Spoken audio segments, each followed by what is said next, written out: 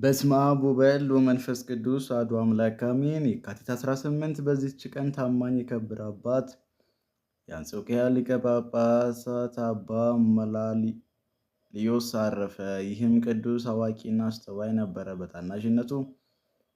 በታናሹ ቁስጥንጥኔዎስ ስም ዘመነ መንግስት በአንጾኪያ ሀገር ሊቀ ጵጵስና ተሾመ። ከተሾመም እስከ 30 ቀን ኖረ።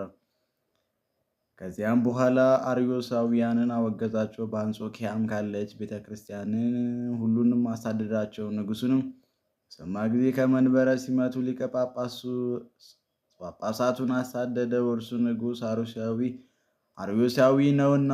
የአንጾኪያ አገርም ታላላቆችና ኤጲስቆጶሳት ካህናቱም ተሰበሰቡ።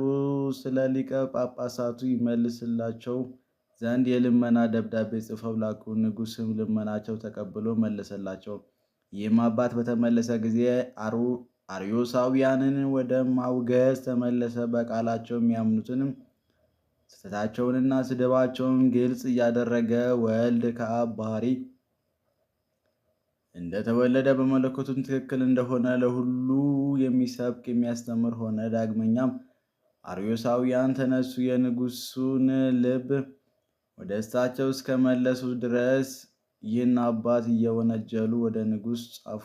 ዳግመኛም ልኮ ከፊተኛው ወደሚርቅ አገር አሳደደው። ወደ ተሰደደበትም አገር በደረሰ ጊዜ መልእክቶቹን ጽፎ በመላክ ከወገኖቹ ጋር እንዳለ ሆነ።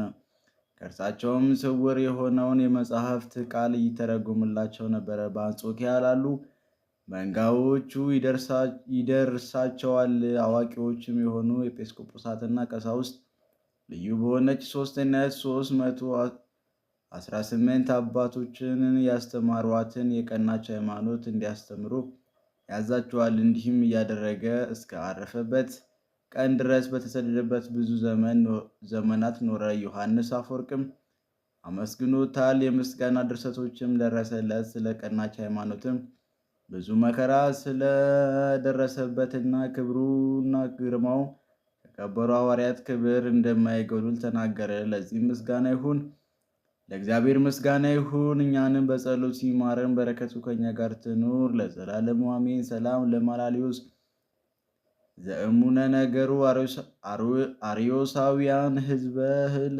አውፅዮ ማደሩ አፈወርቅ ዮሐንስ በከመ ወደሱ በዕለተ ተዘከሩ እንበየነ ስደቱ ወእንበየነ ብዙሃን ሐስሩ እምሐዋርያት ይሐጽጽ ክብሩ። በዚህች ዕለት የጌታችን ወንድም የሐዋርያው የያዕቆብ መታሰቢያ ነው። በረከቱ ከኛ ጋር ትኑር። ለእግዚአብሔር ምስጋና ይሁን አሜን። ዛቀረብኩ ማህሌት ታዘክርየ አእላፍ እምዕለ ተጻመድኩ ዘልፈ ለአነበበ ተወክፈ ዘዴትየ መጽሐፍ እንተረሰይከ እግዚኦ ጽርሐ ከመበለት ወኩፈ እምዕለ አብኡ ብኡላን ዘተረፈ ነቢያት ቅዱሳን ወሐዋርያት ሰባክያን ሰማዕታት ወጻድቃን ደናግል ሀዲ ወመነኮሳት ሄራን ባርኮ ጉባኤ ዛቲ መካን እስከ አረጋዊ ልሂቀ ወኑሰ ሕፃን ለዛ አጸፉ በክርታስ ወለዛ አጸፉ እንዘይድረስ ለዘ አንብቦ ወለዘ ተረጉሙ በልሳነ ሐዲስ ወለዘ ስምዐ ቃሉ በእዝነ መንፈስ በጸሎተ እሙ አራቂተ ኩሉ እምባሰ እሙረ ይማረነ ኢየሱስ ክርስቶስ እሙረ ይማረነ ኢየሱስ ክርስቶስ እሙረ ይባረነ ኢየሱስ ክርስቶስ